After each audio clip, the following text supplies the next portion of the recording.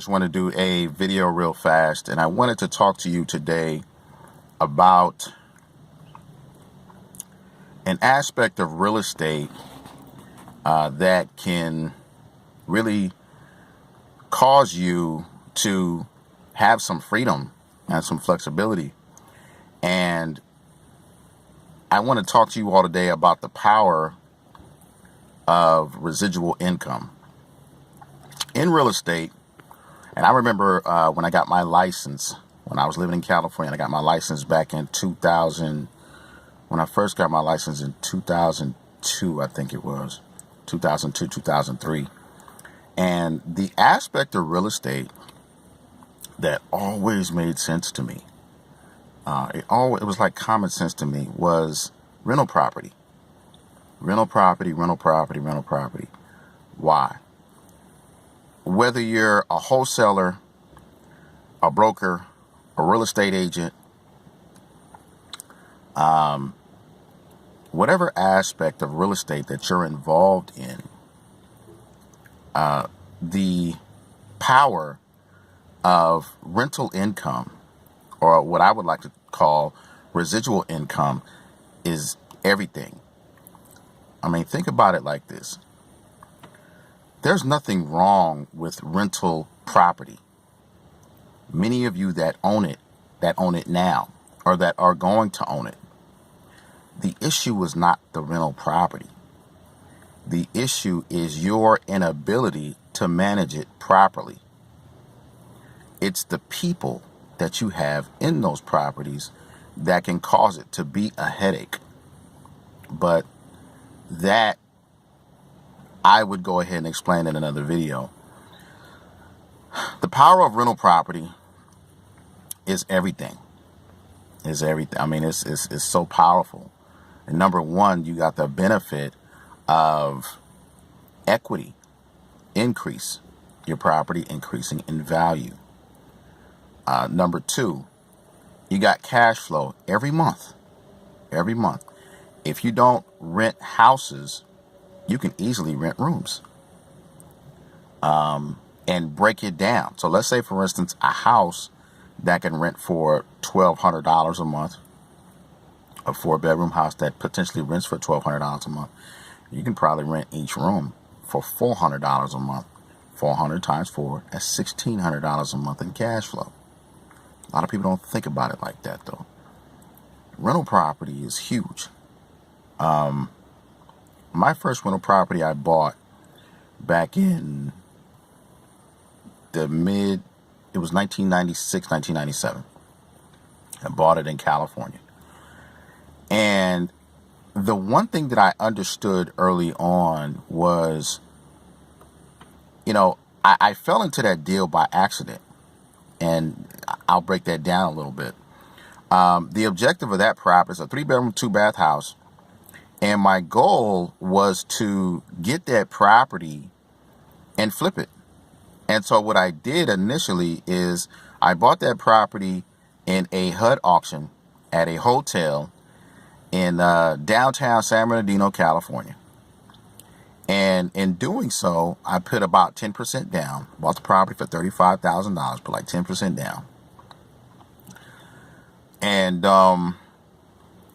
I financed the rest, hard money, 14% interest. Actually, to get into the property, I think it was like a $2,000 non-refundable deposit or something like that. And the other portion was like some type of fees that I paid to my agent. I can't remember the deal specifically, but I ended up coming out of pocket like 10% of that $35,000. So here I am with a hard money loan of 14% on a $35,000 house. The objective was to go ahead to keep it, to flip it. I was going to go ahead and fix and flip it. Well, weeks and months had passed. I had run into a lot of issues. And I essentially ended up refinancing out of that deal at a decent interest rate, keeping that property at a 30-year fixed. And after my expenses every month and my mortgage, I ended up receiving like a small positive cash flow. It was like less than $100, in terms of positive cash flow, but it was so significant to me because I didn't realize I was actually earning two income streams. That property was creeping up in value, and I had a small positive. And in that area, I knew that within the next year or two, I can go ahead and bump up my rents. Had it managed by the management company, had no issues, had a great renter in the property. And so I want you all to think about rental income. What could you do with an extra $2,000 a month? Some of you, that'll change everything. That'll take care of your basic expenses. For instance, let's say your rent is $1,200, plus you have expenses, which is another, let's say $400, $500. So you're up to $1,700.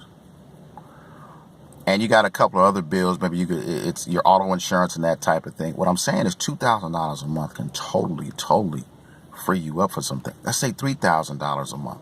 $3,000 a month. Many of you, that'll change a lot of things in your life. $4,000 a month. Think about that. When you get some property and then you devise a plan to pay the thing off, it's beautiful. It's like a breath of fresh air. It frees up a lot of stress. Some of you making $3,000 and $4,000 a month, down the line you can quit your job and then just do real estate full time.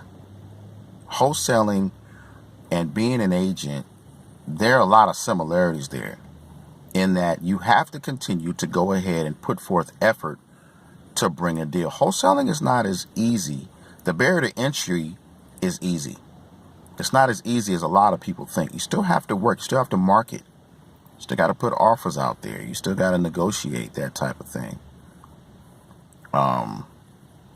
I would say for those slow times as a wholesaler, think about getting some property on the side so that you have some consistent income coming in every month, so that you're not stressed about bills and that type of thing. If you're an agent, I'm talking to you as well. Don't just get into this phenomenal business and forget the big picture. It's the real estate. It's the real estate, okay? It's a very powerful vehicle. You know, not to mention the tax breaks that you get. Come on. And I'm just talking about residential. I mean, there's commercial, there's industrial, there's land. There's so many things out there that you can create this residual positive cash flow every single month. Think about that, guys. Buying and holding. Okay? This is just another tip. Just a little advice for you guys, okay? This is Gerald. Have a good one.